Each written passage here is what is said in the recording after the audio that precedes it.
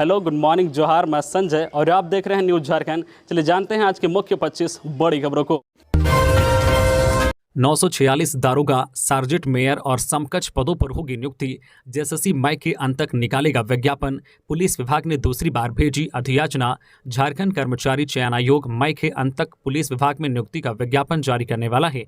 Police विभाग की ओर से दूसरी बार जेएसएससी को अधियाचना भेजी गई है। जेएसएससी जिन पदों पर नियुक्ति का विज्ञापन निकालने वाला है उनमें दारोगा, सार्जेंट मेयर और समकक्ष पद हैं। जेएसएससी से मिली जानकारी के अनुसार रिक्त पदों की कुल संख्या 946 से 950 के करीब है। वहीं जल्द ही 12 अन्य विभागों में भी नियुक्ति का विज्ञापन जारी करेगा। ये वो नियुक्तियां हैं जिनका विज्ञापन बीते साल निकाला गया था, पर नियोजन नीति रद्द हो जाने की वजह से इन्हें रद्द कर दिया गया। दारोगा, सार्जेंट मेयर और समकक्ष पदों पर नियुक्ति के लिए जेएसएससी को दूसरी बार अधियाचना भेजी गई है। इससे पहले नीरज सिन्हा के डीजीपी रहते हुए भेजा गया था, लेकिन नियोजन नीति रद्द होने की वजह से फिर से अधियाचना में संशोधन कर झारखंड कर्मचारी चयन आयोग को भेजा गया है। जेएसएससी की ओर से विज्ञापन जारी किए जाने के पहले की सारी प्रक्रियाएं पूरी कर ली गई है। इसके अलावा पुलिस विभाग ने कांस्टेबल के पद पर नियुक्ति के लिए प्रस्ताव तैयार करने की कयावद शुरू कर दी है।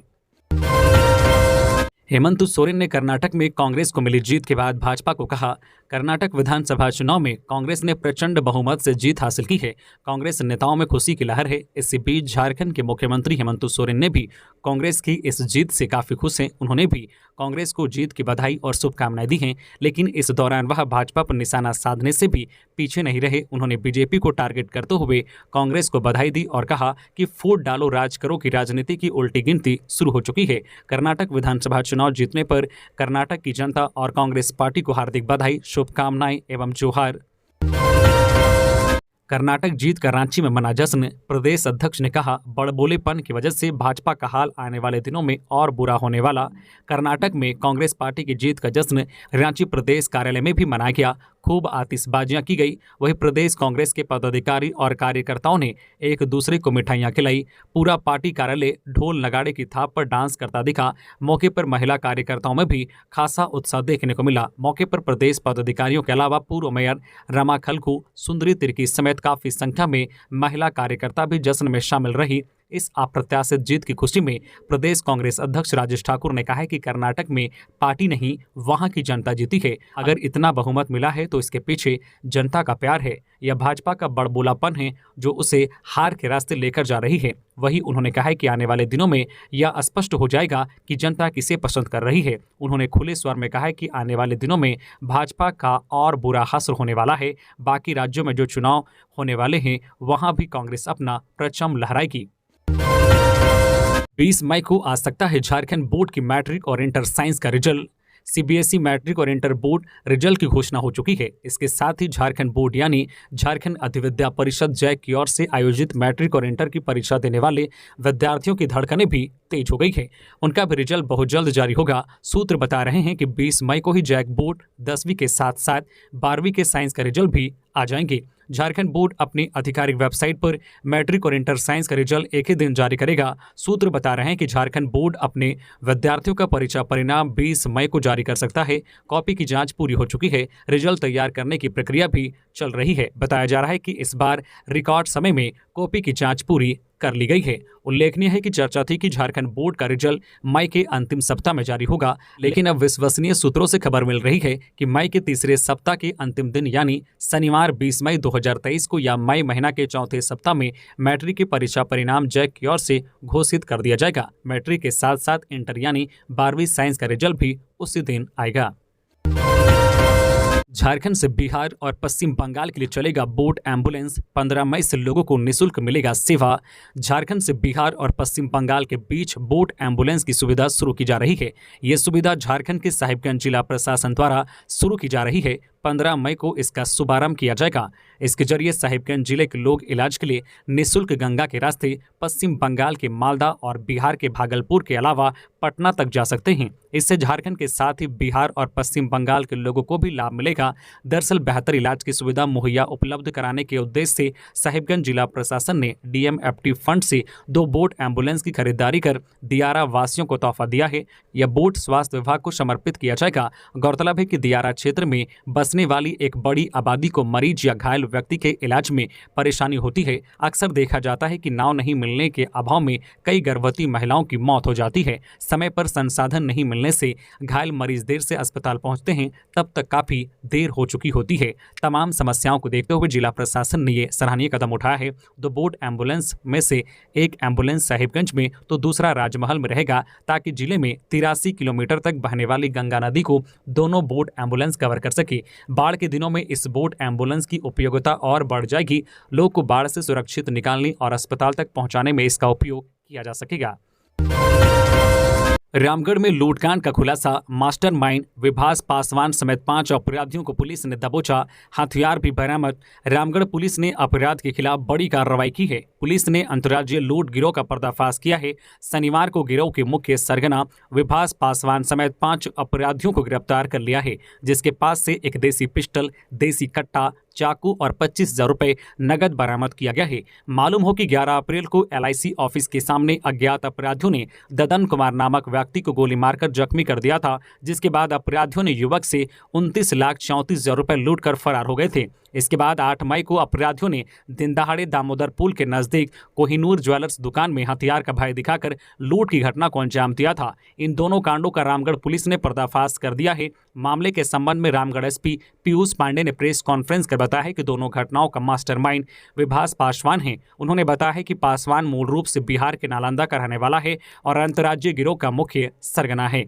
पकड़े गए सभी अपराधी बिहार, झारखंड के कई जिलों में हुए चर्चित लूट डकैती कांडों में शामिल रहा है। कर्नाटक में बड़ी जीत के लिए PM मोदी ने कांग्रेस को दी बधाई, कहा मेरी शुभकामनाएं, वोटरों को भी दिया धन्यवाद। कर्नाटक में हाथ को लो का ऐसा साथ मिला कि BJP और JDS का सुपड़ा ही साफ हो गया। कांग्रेस ने प्रदेश में रिकॉर्ड जीत हासिल की है। कांग्रेस की शानदार जीत पर प्रधानमंत्री नरेंद्र मोदी ने कांग्रेस को बधाई दी। PM मोदी ने ट्वीट कर लोगों की आकांक्षाओं को पूरा करने के लिए कांग्रेस को शुभकामनाएं दी। इस दौरान PM मोदी ने BJP की सराहना करते हुए कहा कि पार्टी ने चुनाव में बड़ी मेहनत की।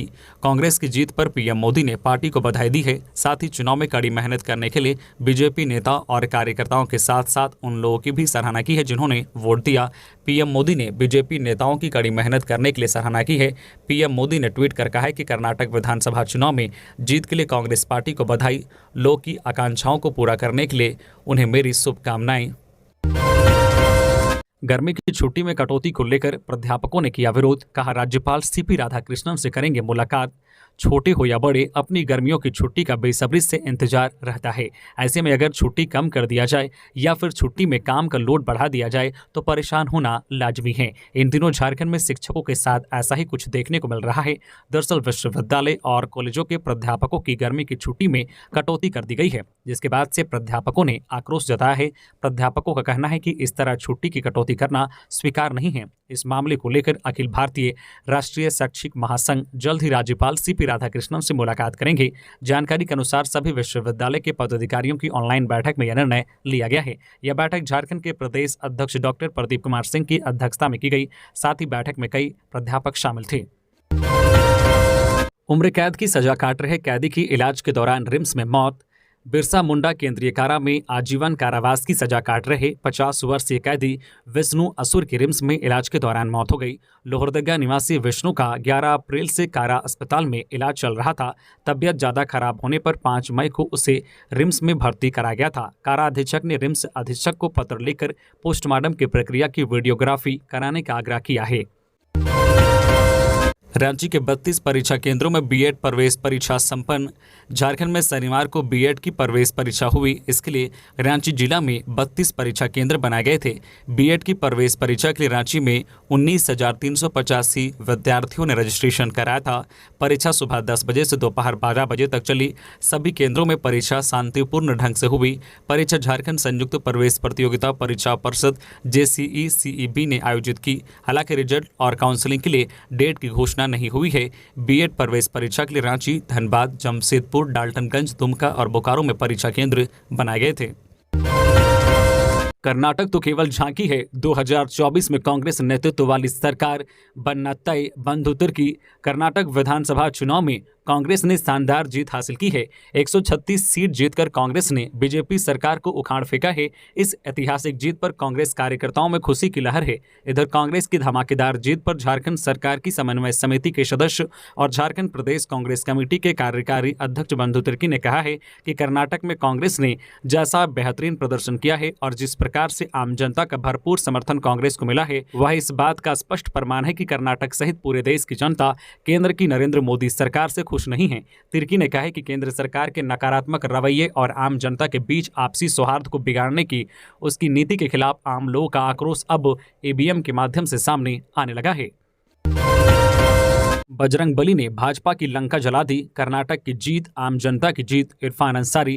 कर्नाटक विधानसभा चुनाव में कांग्रेस को प्रचंड बहुमत मिलने पर जामताड़ा विधायक डॉक्टर इरफान अंसारी ने हनुमान मंदिर पहुंचकर बजरंगबली के प्रति आभार व्यक्त किया और जनता को बधाई व धन्यवाद दिया। उन्होंने कहा कि कर्नाटक की जनता ने झूठ, फरेब और नफरत को नकार कर सच्चाई, ईमानदारी और भाईचारे को अपनाया। कर्नाटक चुनाव में भाजपा ने सारे नीच हथकंडे अपनाकर लोगों को तोड़ने का काम किया, लेकिन समझदार जनता ने कांग्रेस को बहुमत देकर भाजपा को मुंहतोड़ जवाब दिया है।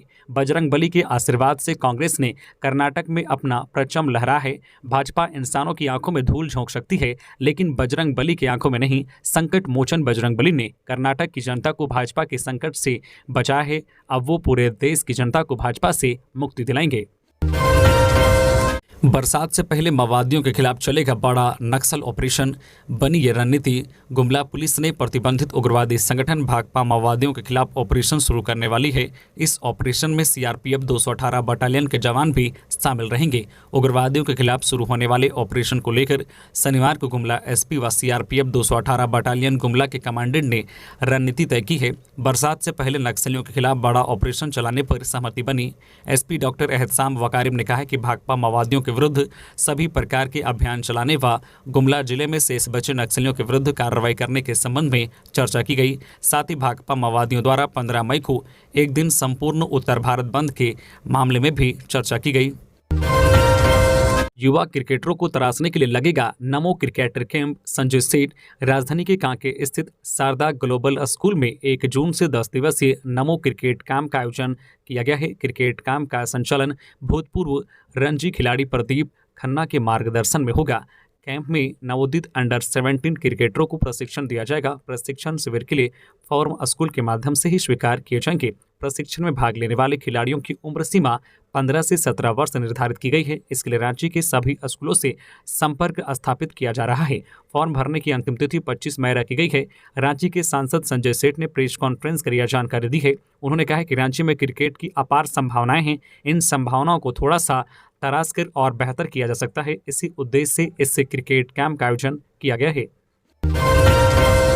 रांची में खुलेगा खेलो इंडिया का सेंटर। हटिया स्थित हॉकी स्टेडियम में राज्य के अंडर 14 एवं सबसे अधिक उम्र के खिलाड़ियों को दिया जाएगा प्रशिक्षण। स्पोर्ट्स अथॉरिटी ऑफ इंडिया ने देश के अलग अलग शहरों में खेलो इंडिया का सेंटर बनाने का निर्णय लिया है। इसी को लेकर हटिया स्थित हॉकी स्टेडियम को खेलो इंडिया का सेंटर बनाने का फैसला लिया गया है। इस स्टेडियम में राज्य के अंडर 14 एवं सबसे अधिक उम्र के खिलाड़ियों को प्रशिक्षण दिया जाएगा। देश विदेश के जाने माने प्रशिक्षण खिलाड़ियों को प्रशिक्षण देंगे। केंद्र सरकार इसका खर्च वहन करेगी। हटिया स्थित हॉकी स्टेडियम अत्याधुनिक सुविधाओं से लैस है। हॉकी स्टेडियम में 4000 दर्शकों की बैठने की सुविधा है। वही खिलाड़ियों के रहने के लिए बन रहे हॉस्टल के कार्य का अंतिम रूप दिया जा रहा है। 2 जून तक काम पूरा करने का लक्ष्य रखा गया है। हॉस्टल में 100 लोगों के लिए ठहरने की व्यवस्था है। वही स्टेडियम में जिम, वातानुकूलित जो है डाइनिंग हॉल की सुविधा के साथ साथ भविष्य में रात में भी हॉकी मैच के आयोजन हो, इसके लिए जो है फ्लड लाइट का प्रस्ताव बनाया गया है। दुमका के कांग्रेसियों में खुशी। कर्नाटक विधानसभा चुनाव में मिली जीत को लेकर कृषि मंत्री बादल पत्रलेख अपने समर्थकों के साथ मनाया जश्न। कर्नाटक विधानसभा चुनाव में मिली जीत से उत्साहित कांग्रेस कार्यकर्ताओं ने बासुकीनाथ स्थित नंदी चौक में झारखंड के कृषि मंत्री बादल पत्रलेख के नेतृत्व में जीत का जश्न मनाया। इस मौके पर मंत्री बादल पत्रलेख ने कहा कि कांग्रेस नेता राहुल गांधी की भारत जोड़ो यात्रा का यह प्रतिफल है। उन्होंने कहा कि पिछली भाजपा सरकार से त्रस्त कर्नाटक की जनता ने कांग्रेस पार्टी को भारी बहुमत से जिताया है और यह जीत कांग्रेस के राष्ट्रीय अध्यक्ष मल्लिकार्जुन खड़गे का सम्मान है। ट्रेन की चपेट में आकर युवक की मौत, ट्रैक पार करने के दौरान असावधानी से गई जान। रेलवे ट्रैक के पास थोड़ी सी भी लापरवाही से किसी की भी जान जा सकती है। ऐसा ही कुछ हुआ राजधानी रांची के बिरसा चौक के पास। यहां रेलवे ट्रैक पर एक युवक की लापरवाही जानलेवा साबित हुई। इस हादसे में युवक की मौके पर ही मौत हो गई। जानकारी के अनुसार युवक ट्रैक पार करने की कोशिश कर रहा था। इसी दौरान उसके पैर में कुछ फंस गया और वह पैर से उसे निकालने के लिए झुका हुआ था। तभी तेज रफ्तार ट्रेन आई और युवक को टक्कर मारते हुए आगे निकल गई। प्रत्यक्षदर्शियों ने बताया कि हादसा काफी भयानक था। उसने बताया कि युवक पैर से कुछ निकालने के लिए झुका हुआ था। ट्रेन आई तो वह थोड़ा साइड हुआ, लेकिन फिर भी वह रेलवे लाइन के इतने करीब था कि ट्रेन की चपेट में आ गया। प्रत्यक्षदर्शियों ने बताया कि ट्रेन से टक्कर के बाद युवक करीब 30 मीटर दूर जा गिरा और मौके पर ही उसकी जान चली गई। हादसे के बाद इसकी सूचना रेलवे पुलिस को दी गई। सूचना मिलते ही पुलिस मौके पर पहुंची और मामले की जानकारी जीआरपी को दी गई। मृतक की पहचान हलधर महातो के रूप में की गई है। वह पश्चिम बंगाल के पुरुलिया जिले के नालकोपी का रहने वाला बताया जा रहा है। झारखंड में शुरू हुई हाथियों की गणना, गोबर के नमूने से ली जाएगी मदद, डीएनए जांच से तय की जाएगी इनकी संख्या। पलामू टाइगर रिजर्व पीटीआर में हाथियों की गणना का कार्य शुरू हो गया है। Wild life institute of India AWII Dehradun और राष्ट्रीय बाघ संरक्षण प्राधिकरण NTCA की टीम के सहयोग से पीटीआर के अधिकारी और ट्रैकर पूरे मई महीने में हाथियों की गणना करेंगे। जो है कैमरा ट्रैप व गोबर से हाथियों की गणना की जा रही है। बाघों की गणना की तर्ज पर पहली बार हाथियों की डीएनए आधारित गणना हो रही है। एक हाथी की डीएनए प्रोफाइलिंग होगी। पीटीआर के साथ ही झारखंड के दलमा अभयारण्य में भी हाथियों की गणना हो रही है। नेतरहाट से लौट रहे दंपति की खाई में गिरी कार, मौके पर पति की मौत, पत्नी घायल। झारखंड के रांची में दर्दनाक हादसा हो गया। यहां खलारी में एनके एरिया के महाप्रबंधक कार्यालय में कार्यरत एक्सवेशन इंजीनियर अमरेंद्र कुमार की सड़क दुर्घटना में मौत हो गई। पुलिस ने शव को पोस्टमार्टम के लिए भेज दिया है। इंजीनियर अपनी पत्नी के साथ नेतरहाट घूमने गए थे। बताया जा रहा है कि संतुलन बिगड़ने से कार एक गहरे गड्ढे में गिर गई। इंजीनियर की पत्नी गंभीर रूप से घायल है। इलाज के लिए उन्हें रांची के राम प्यारी अस्पताल में भर्ती कराया गया है। जमशेदपुर में नाबालिग दिव्यांग से दुष्कर्म, परिजनों ने दर्ज कराई शिकायत। जमशेदपुर के डोलकी गांव में 17 वर्षीय दिव्यांग से गांव के ही युवक पर दुष्कर्म करने का आरोप है। परिजनों ने युवक के खिलाफ थाना में शिकायत दर्ज कराई है। साथ ही नाबालिग दिव्यांग के परिजन और ग्रामीणों ने आरोपी की गिरफ्तारी की मांग की है। वही घटना के बाद से ही युवक फरार हो गया है। मामला पूर्वी सिंहभूम जिले के धालबुमगढ़ थाना अंतर्गत डोलकी गाँव की है। मामले के संबंध में परिजनों ने बताया है कि वे लोग मजदूरी करने चले गए थे और उनकी बेटी घर पर अकेली रहती थी। इसी दौरान युवक उसकी बेटी के साथ दुष्कर्म करता रहा। इसी बीच उनकी बेटी गर्भवती हो गई, जिसके बाद दवा खिलाकर उसका गर्भपात करवा दिया। जब मामले का खुलासा हुआ तो गांव में समाज के लोगों ने बैठक की, जिसमें आरोपी के पिता ने कहा कि जब पीड़िता बालिग हो जाएगी तो उसकी शादी अपने बेटे के साथ करवा देंगे, लेकिन बाद में शादी से मुकर गए। कहा कि पीड़िता दिव्यांग है। जिसके बाद ग्रामीण और परिजनों ने इसके खिलाफ थाना में 10 मई को शिकायत की, लेकिन पुलिस ने अब तक आरोपी के खिलाफ कोई ठोस कार्रवाई नहीं की है। रील बनाकर होना चाहते थे फेमस, इसलिए सीएसपी से चुरा लिया लैपटॉप। जामताड़ा जिले के नारायणपुर थाना क्षेत्र के पांडेडी में गुरुवार की रात चोरों ने सीएसपी से लैपटॉप, नगद समेत कई सामान चुरा लिया था। सीसीटीवी फुटेज में चोरी की घटना रिकॉर्ड हो गई। चोरी कर रहे शख्स का चेहरा भी नजर आ रहा था। इसी आधार पर गांव के पेट्रोल पंप पर पेट्रोल डलवा रहे 2 युवकों को ग्रामीणों ने संदेह के आधार पर रोका। फिर पूछताछ शुरू की तो पूरा मामला सामने आ गया। आक्रोशित भीड़ ने युवकों के साथ मारपीट भी की और बाद में पुलिस के हवाले कर दिया। दोनों युवकों की पहचान हसनैन अंसारी तथा अरशद अंसारी के रूप में हुई है। दोनों नारायणपुर थाना क्षेत्र के बोरोटाड़ गांव के रहने वाले हैं। जामताड़ा पुलिस की पूछताछ में दोनों आरोपियों ने बताया है कि सोशल मीडिया पर रील बनाते हैं, जिसके लिए लैपटॉप की जरूरत थी, इसलिए चोरी की घटना को अंजाम दिया। विधायक के निर्वाचन को चुनौती देने वाली याचिका पर हाईकोर्ट में बहस पूरी। 19 मई को कानूनी बिंदु पर होगी सुनवाई। झारखंड हाईकोर्ट में डाल्टनगंज विधायक आलोक चौरसिया के निर्वाचन को चुनौती देने वाली चुनाव याचिका पर सुनवाई हुई। मामले की सुनवाई हाईकोर्ट के न्यायमूर्ति अनिल कुमार चौधरी की कोर्ट में हुई। इस दौरान मामले में दोनों पक्षों की बहस पूरी हो गई। वही कोर्ट ने कुछ कानूनी बिंदु पर सुनवाई के लिए 19 मई की तारीख तय की। सुनवाई के दौरान विधायक आलोक चौरसिया की ओर से वरीय अधिवक्ता वीपी सिंह ने पैरवी की। सरायकेला में अनियंत्रित होकर पलटा ऑटो, 5 बच्चों समेत 11 लोग घायल। सरायकेला कांट्रा मार्ग पर दुगनी कोल ढीपी पेट्रोल पंप के समीप बाइक को बचाने के क्रम में ऑटो पलट गया, जिसकी वजह से ऑटो में सवार 11 लोग घायल हो गए। घायलों में 5 बच्चे भी हैं। झारखंड नेत्र सोसाइटी को मिला देश की सर्वश्रेष्ठ नेत्र सोसाइटी का सम्मान। ऑल इंडिया नेत्र सोसाइटी के Lulu Bolgatty international convention centre Kochi में आयोजित 80वें वार्षिक सम्मेलन के उद्घाटन समारोह में झारखंड नेत्र सोसाइटी को ऑल इंडिया नेत्र सोसाइटी की ओर से बेस्ट स्टेट सोसाइटी की राष्ट्रीय अवार्ड से नवाजा गया है।